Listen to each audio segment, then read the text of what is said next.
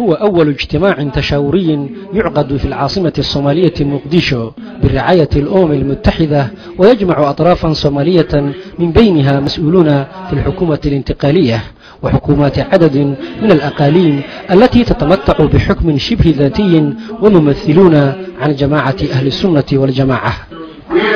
نحن هنا اليوم لنمضي قدما في وضع خارطة الطريق التي تمكننا من إنهاء المرحلة الانتقالية وتمهد الطريق لتشكيل حكومة توافقية مستقرة والاستمرار في عملية استتباب الأمن. الاجتماع الذي سيستمر 3 أيام يهدف إلى تكوين رؤية مشتركة لتحديد كيفية الخروج من المرحلة الانتقالية والتوصل إلى حل سياسي لتحقيق سلام دائم.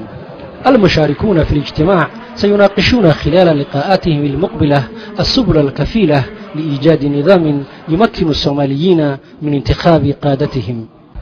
الاجتماع التشاوري الذي يبحث في كيفية الخروج من المأزق السياسي الذي تشهده البلاد يأتي في وقت تتفاقم أزمة النازحين هربا من المجاعة الناجمة عن الجفاف الذي يجتاح مناطق واسعة من جنوب الصومال.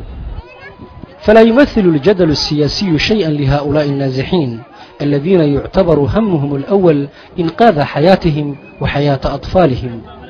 داخل هذه المخيمات لا ينفك الجوع من ملاحقتهم، كما تفتك بهم الأمراض التي تنتشر بينهم انتشار النار في الهشيم.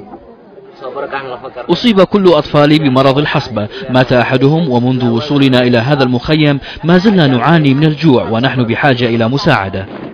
شح الغذاء وانعدام الرعاية الصحية من المشاكل التي يشكو منها النازحون الذين تتملكهم حالة من اليأس مما آلت إليه ظروفهم.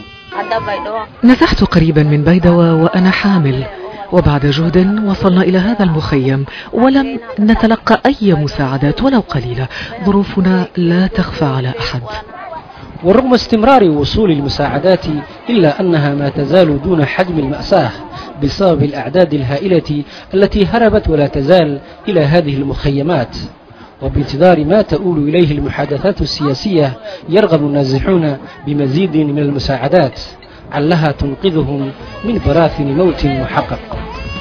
عمر محمود، الجزيرة، مقديشو.